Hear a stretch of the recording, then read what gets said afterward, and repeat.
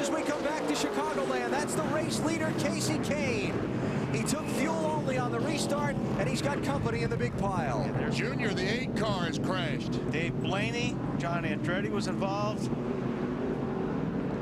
4 tires, no tires, 2 tires. And Jeff Burton, the 99 car. You think somebody spun their tires on a restart? No, because Tony Stewart jumped up on the outside of Sterling Marlin and passed him on the restart, which was legal, but he might have made contact with the 9 car. Scott Riggs with damage. He was having a good run. Kasey Kahne took fuel only on his pit stop, got out front with the lead. His teammate Jeremy Mayfield and Sterling Marlin only took right side tires. Tony Stewart was the first one with 4 tires. He got an incredible jump on the restart to the outside. You see Blaney waiting for help. I'm interested to see what happened myself, Wally.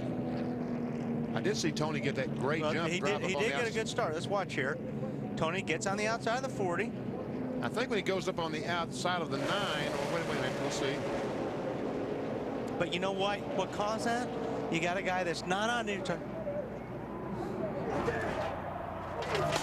Wow. BP, there's a big fight in the 20 pit. Tommy Baldwin, a number of the Dodge guys came down to talk to the 20 crew members. NASCAR officials do have Tommy Baldwin. They are trying to break this up. Huge altercation down here in the 20 pit, guys. Man. Here's my point on this deal, guys. When some guys take tires, some guys don't take tires. If you don't have new tires, you can't go into turn 1 as hard as the guy that's got new tires.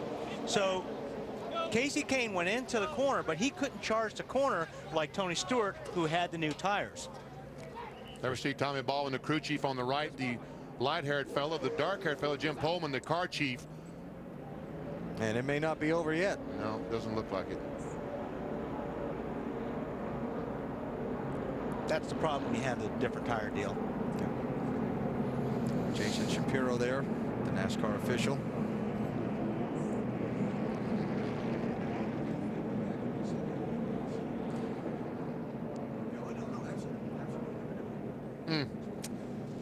Tempers have boiled.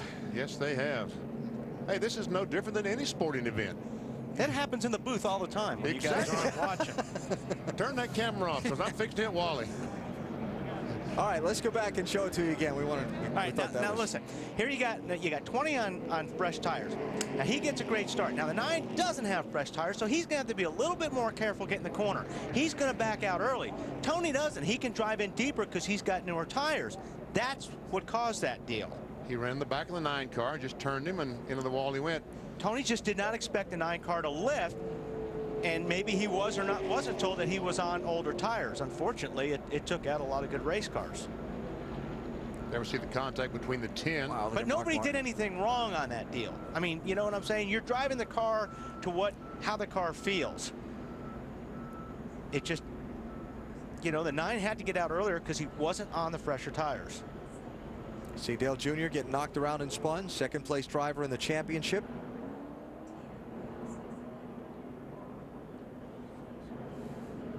And once the 9 car comes off the wall, he leaves those other fellows behind him with no place to go. You know, we're talking about the guy that was leading the race spinning. On a restart with the whole field bunched up together. Fortunately, they weren't all up to top speed yet. Sure did a lot of damage not being up to top speed, though, as well. On board Dale Jr.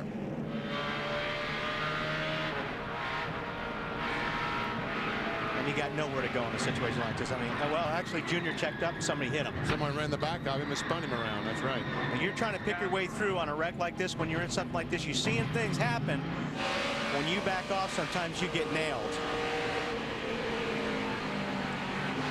Wow, that was a great job by Jeremy Mayfield. Scott Riggs, he doesn't make out as well. He sees something happening, checks up. In front of you. Checks up. Back her down. Oh, here And has nowhere to go. There comes a 30, which leaves him no place to go. Let's see. There, Tony Stewart goes by the 40 car. And here he comes up right on the back of the 9 and just touches him, but just entering the corner, turns the 9, around he goes.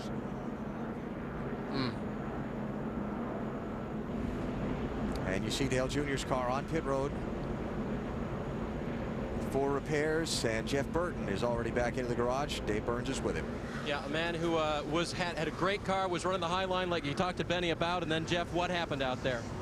Well, I really don't know what happened. I just saw the 9 car sideways, and I don't know what started. It obviously got run into based on the way he was pointed, and then the guys behind me just didn't get checked up. You know, it's just one of those things. Nobody behind me did anything wrong. It's just a, you know, it's just a big wreck. You can't see through these cars, and one thing led to another. Really disappointing. The Comcast board was pretty decent. We had a easy top 67 car, and just bad luck right now. How bad is the damage? Can you get back out? The chassis is not hurt. It just it knocked the oil cooler and knocked all that stuff out of it, so it doesn't have any oil pressure. I shut it off and I'm sure we didn't hurt the engine, but we got to fix the radiator and all that. The frame's not hurt, but the body and the radiator and all that stuff's tore up. You hear the work going on. Let's go over to Matt. Well, Dave, here in the 20 pit, Scott Deal is on a golf cart. He is going to be taken to the infield care center, or they're going to try to administer some work on his elbow and his face. He does have scratches. His elbow is bleeding. He was knocked down on the concrete. Other than that, he is okay. You know, when there's trouble though in that pit, he's one of the first guys that's going to protect you. So he's the guy that you want on your team. The car chief on this team. Now, the incident started when Tom Baldwin Jr., Kasey Kahne's crew chief, came down to the 20 pit to voice his frustrations with Greg Zipadelli over what happened on the racetrack. And from there, they all ended up in a pile. And believe me, Tommy Baldwin's no wuss either. No. Well, I can tell you one thing for certain, Matt. Well, now it's just cleanup here in the 20 pit, as NASCAR officials have already talked to J.D. Gibbs and Greg Zipadelli, Jimmy Maycar. Now, what the 20 team will do now, they're going to go through their pit, clean things up, make sure they have the tires in the right position, make sure everything in their pit that they need to service the race car, which was knocked over and moved around during that scuffle, is okay and back in place for the next time Tony Stewart hits pit road. I can tell you one thing for certain. There will be some fines and or suspensions and or whatever coming out of that.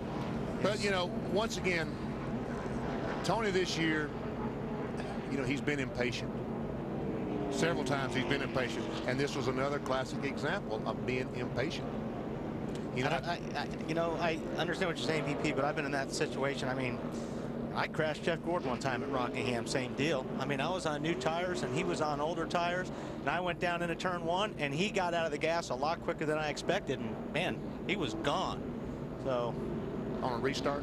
On a restart. No. Bill? Well, Benny, some of the other guys trying to work on their cars that were involved in that crash. Third lengthy stop for Dale Earnhardt Jr. They have checked the toe. They have checked the rear. It's all properly aligned. They taped up the right side, and they tried to tape up some of the crush panels that would keep the fresh air in the car and hopefully the fumes out of the car for Dale Earnhardt Jr. Matt?